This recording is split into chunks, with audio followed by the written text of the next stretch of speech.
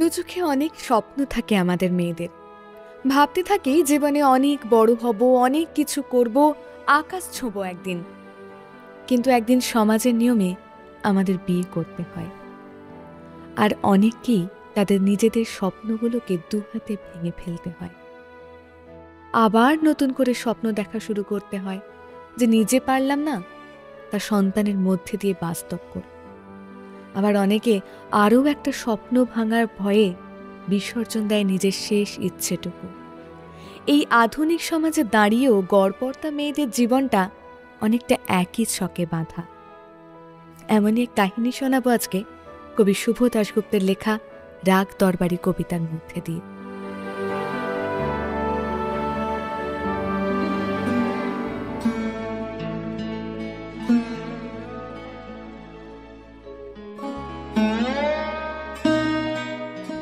যখন আমি মাঘ মাসের কনকনে শীতে রাত থাকতে উঠে গলা সারতে বসতাম, তখন আমার বন্ধুরা প্রায় সকলেই ঘুমিয়ে ভোরের স্বপ্ন দেখত, যা নাকি সত্যি হয়ে ওঠে।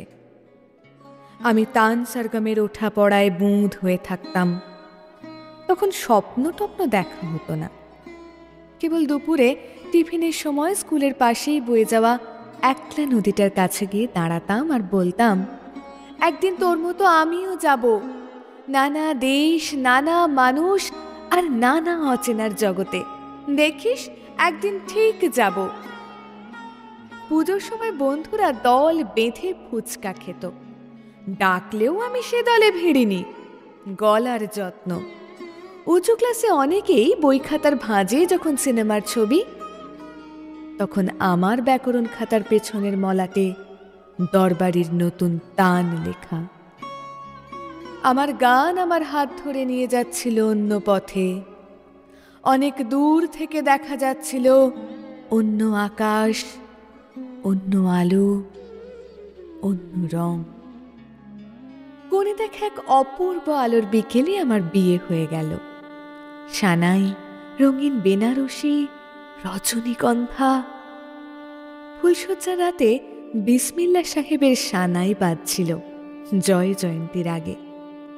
ভারী ইচ্ছে করছিল পাশে শুয়ে থাকা অজানা মানুষটার সঙ্গে বন্ধুত্ব করি, জিজ্ঞেস করি, জানো এটা কি রাগ? লজ্জায় জিজ্ঞেস করা হয়নি। অনেক দিন পর যখন আমার গান আমার হাত ছেড়ে দিয়ে একা ফেলে চলে গেছে দূরে, তখন মানুষটি বলেছে, একদিন তুমি খুব ভালো গান গাইতে পারতে, গাও না কেন? আমি উত্তর দিইনি। বিছানায় ঘুমিয়ে থাকা নিষ্পাপ এক শিশুর মুখের দিকে তাকিয়েছিলাম অপলক। আমাদের মেয়েকে গান শেখাবো বড় হলে, কেমন? আমি চিৎকার করে বলে উঠলাম, না। আমার চিৎকারে ঘুম ভেঙে গেল। কাঁদতে লাগলো ছোট্ট মেয়ে।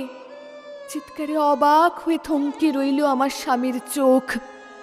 আমি খুব নিচু স্বরে বললাম, না, ও সেলাই শিখবে, রান্না শিখবে, ঘর মোছা, বাসন মাজা শিখবে, মার্কেটিং করতে শিখবে, জানলায় পর্দা লাগাতে শিখবে, অসুখে সেবা করতে শিখবে।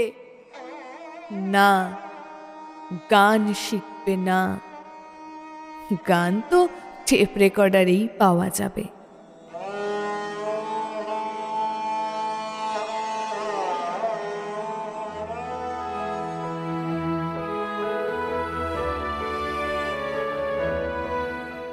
কেমন লাগলো শুভ দাশগুপ্তের রাগ দরবারি? কমেন্ট করে জানাতে ভুলবেন না।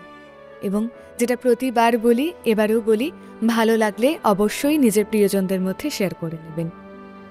এরকম নিত্য নতুন স্বাদের সাহিত্য রস উপভোগ করার জন্য রেট্রো এফএম চ্যানেলটিকে লাইক করে রাখবেন এবং ভালো গল্প শোনার জন্য এখনই প্লে স্টোর থেকে ডাউনলোড করে নেবেন রেট্রো এফএম অ্যাপ্লিকেশনটিকে।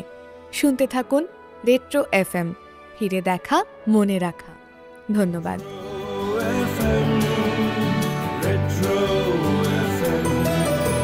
ফিরে দেখা, মনে রাখা।